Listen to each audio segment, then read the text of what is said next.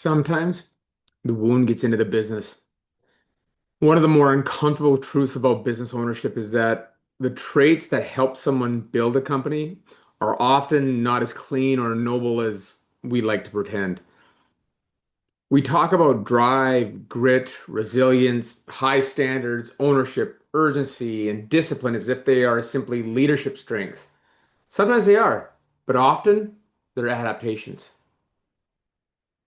There are ways of being that were formed long before the business existed in our youth.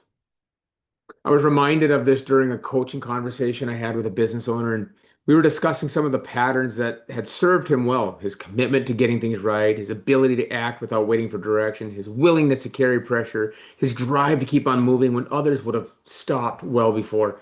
On the surface, these were strengths, and in many ways, they were, and part of why he had succeeded.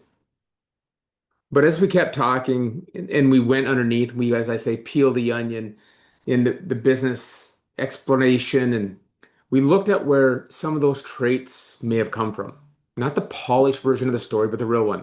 The early expectations, the lack of nurturing, the pressure to get things figured out, the need to become capable, useful, and strong, or dependably before there was much room to be just simply human or you.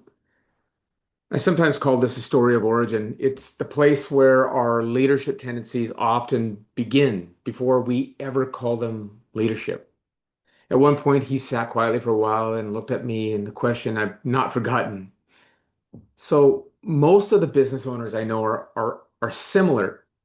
Are we all broken? And I paused before answering, and I said, yes, in some ways. Not broken in defective, not broken as in incapable, not broken as an insult, broken as in shaped, adapted, marked by experience that taught us how to survive, perform, produce, push, carry, and control. Many of the business owners are not merely ambitious, they are people who have learned somewhere along the way that pressure had to be carried, problems had to be solved, and failure was not an emotionally safe place to be. That matters because the inner life of the owner does not stay separate from the business. Eventually, it finds its way into the organization. It shows up in the standards, in the pace, in the silence after a mistake, the way people are corrected, the way wins are acknowledged or ignored, the way expectations are communicated. It gets into the processes and the culture, even when no one names it. The business owner's way of seeing the world is often significantly different from the way most employees see the world. The owner's tolerance for risk is different. Their relationship with pressure is different. Their sense of responsibility is different. Their urgency is different. Their emotional attachment to the business is different. Not that the difference is wrong, but when it is unconscious, it can become very dangerous. An owner can easily begin to expect employees to carry the same intensity, urgency, and emotional weight that they carry. They might confuse the lack of obsession with a lack of commitment. They may even interpret normal human limits as weakness. They may read the need for encouragement, clarity, or direction as evidence that someone has not taken enough ownership. That this is where good employees can start to feel like they're failing, even when they're not. I know this because it's one of the biggest, but it's a mistake I've made myself. One of my biggest regrets in business is that I've lost very good employee before who did not understand how much I valued them. They were capable, they were committed, they were making a real impact, but they did not feel that the impact. They thought that they were falling short. They believed that they were not meeting my standards.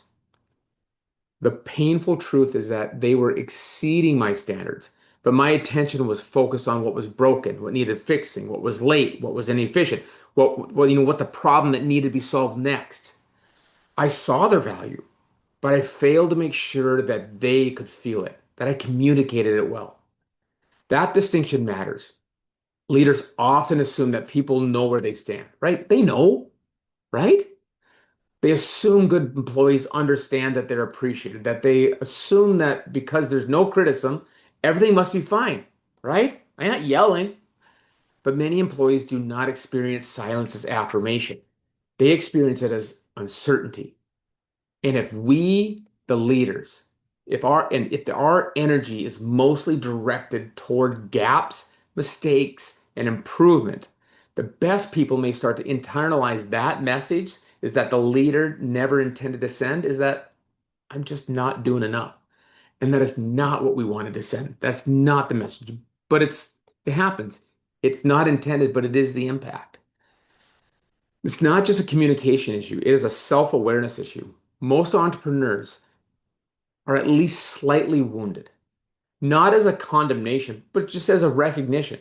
There's often something beneath the surface that helped create this overdeveloped drive, this abnormal commitment, the high tolerance for pressure, and the relentless need to make things work. If that wound stays unexamined, it becomes part of the business.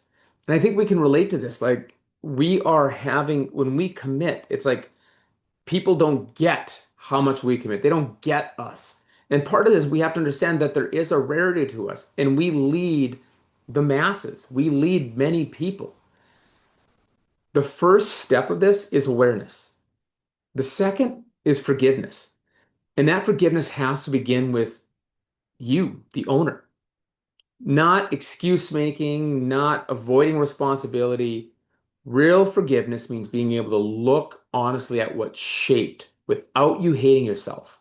It means admitting that some of what you made you strong may have also made you a little difficult to work with. Lord knows it's done me. Without that awareness and the forgiveness, grace for others is difficult to access. Grace does not mean lowering standards or tolerating poor performance. It means you stop requiring everyone else to be wired like you in order to earn your respect.